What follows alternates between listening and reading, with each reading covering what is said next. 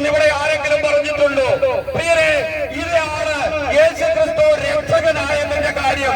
യേശുക്രിസ്തു ഏകരക്ഷകന് ലോകരക്ഷകനുമാ. കണ്ണൂർ യേശുക്രിസ്തു രക്ഷകനാണെങ്കിൽ തിരുവനന്തപുരത്ത് രക്ഷകനാ, ഡൽഹിയിൽ യേശുക്രിസ്തു രക്ഷകനാ, അമേരിക്കയിൽ യേശുക്രിസ്തു രക്ഷകനാ. പ്രിയരെ, കാലം തെറ്റിയ ഒരു ജനനമായിരുന്നില്ല യേശുക്രിസ്തുവിന്റെ ജനനം. എല്ലാ വിശുദ്ധ ലിഖിതങ്ങളും പൂർത്തീകരിച്ചുകൊണ്ട് എല്ലാ പ്രവാചകന്മാരുടെ നാവിലൂടെ ഈ ഭൂമിയിലേക്ക് കടന്നുവരാൻ പിതാവായ ദൈവം മന്നന്തരങ്ങൾക്ക് മുമ്പ് ചരിത്രത്തിലൂടെ പഠിപ്പിച്ചെഴുതി വെച്ച ആ ജനനത്തിന്റെ പൂർത്തീകരണമായിരുന്നു കർത്താവായ യേശുക്രിസ്തുവിന്റെ ജനനത്തിന്റെ പൂർത്തീകരണം.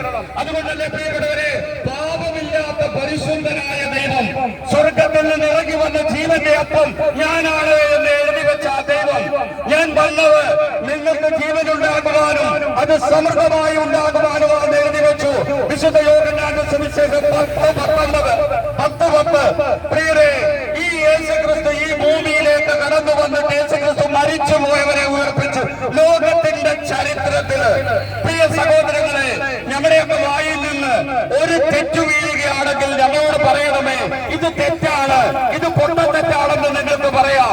എന്നാൽ പ്രിയ സഹോദരങ്ങളെ, വേറെ ഒന്നുകൂടെ പൂരിപ്പിച്ചു പറയട്ടെ, ഒരു മനുഷ്യന്റെ വിശ്വാസത്തെയും അവന്റെ ജീവിത പ്രാർത്ഥനയുടെ ശൈലിയെയും ഞങ്ങൾ കുറ്റപ്പെടുത്തിക്കത്തില്ല. ഞങ്ങൾ ഒന്ന് മാത്രം പറയും, ശിരസ്സുയർത്തി നിന്ന് പറയും കർത്താവായ യേശുക്രിസ്തുവിന്റെ സുവിശേഷം. കാരണം പ്രിയപ്പെട്ടവരെ, സ്വർഗത്തിന്റെ മഹിമ വെടിഞ്ഞ് ഈ ഭൂമിയിലേക്ക് ഇറങ്ങി വന്ന യേശുക്രിസ്തു മനുഷ്യനായിട്ട് 33 വയസ്സുവരെ ഈ ഭൂമിയിൽ ജീവിച്ചതാണ് ലോകത്തിലെ ഏറ്റവും വലിയ അത്ഭുതം.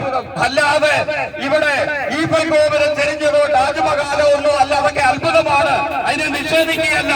കർത്താവായ യേശുക്രിസ്തു അപ്പൻ പോലും മക്കൾക്ക് വേണ്ടി രക്തം ചൊരിയാൻ വിസമ്മതിക്കുമ്പോൾ പാപികളെ രക്ഷിക്കാനായിട്ട് ഈ ഭൂമിയിലേക്ക് ജനിച്ചത് ഒരു മഹാത്ഭുതമാണ് പ്രിയപ്പെട്ടവരെ. അതാണ് ക്രിസ്തുവർഷം പ്രിയപ്പെട്ടവരെ. ആ മഹാത്ഭുതത്തിന്റെ പേരെന്താണ്? ക്രിസ്തുവർഷമെന്ന് അറിയപ്പെടുന്നു. പ്രിയപ്പെട്ടവരെ, യേശുക്രിസ്തു ഈ ഭൂമിയിലേക്ക് കടന്നു വന്നിട്ട്, പ്രിയരെ, നമുക്കറിയാം, ഒരു സ്ഥലം എടുക്കണമെങ്കിൽ നമ്മൾ കാശ് കൊടുക്കണം. ആ കാശ് മേടിക്കാനായിട്ട് ബാങ്കിൽ പോയി ഇട്ടതുണ്ടെങ്കിൽ എടുക്കണം, അല്ലെങ്കിൽ സ്വർണ്ണമുണ്ടെങ്കിൽ സ്വർണം പണയം വെക്കണം. എന്നാ പ്രിയപ്പെട്ടവരെ, ഞാൻ ഈ പാട്ട് പാടിയ ഈ സ്വർഗദേശം നേടിത്തരുന്നതിന് കർത്താവായ യേശുക്രിസ്തു ഇവിടെ വാരി വിതറിയ ചോര, പ്രിയപ്പെട്ടവരെ, ചോര കൊടുത്തു നേടിയ ആത്മാക്കള്, ചോര കൊടുത്തു നേടിയ സ്വർഗദേശം. ഇതാണ് പ്രിയപ്പെട്ടവരെ യേശുക്രിസ്തുവിന്റെ അത്ഭുതം.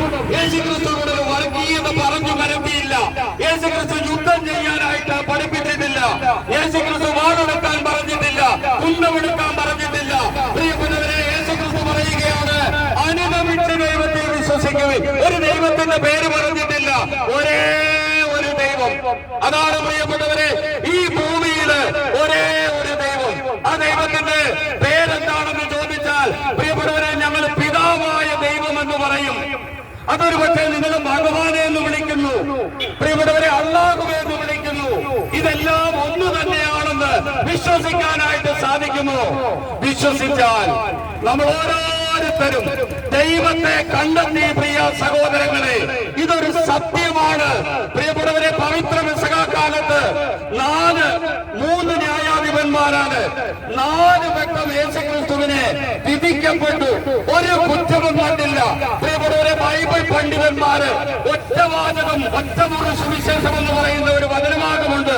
പീലാത്തോസ് താലത്തിൽ വെള്ളമെടുത്ത് കൈയരുകിയിട്ട് പറഞ്ഞു, ഈ നീതിമാന്റെ രക്തത്തില് എനിക്ക് പങ്കില്ല. ഒറ്റവരി സുവിശേഷമാകട്ടോ, ശ്രദ്ധിച്ചോളും.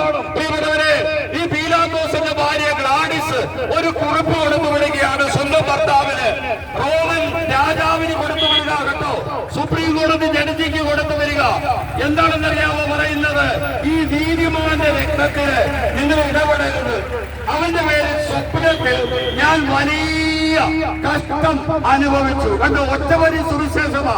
യേശുക്രിസ്തുവിനെ 30 വെള്ളിക്കാശിന് ഒറ്റിക്കൊടുത്ത യൂദാസ് പറയുകയാണ്, ഒറ്റവരി സുവിശേഷം, ഈ നിഷ്കളങ്ക രക്തത്തെ ഞാൻ ഒറ്റിക്കൊടുത്തു.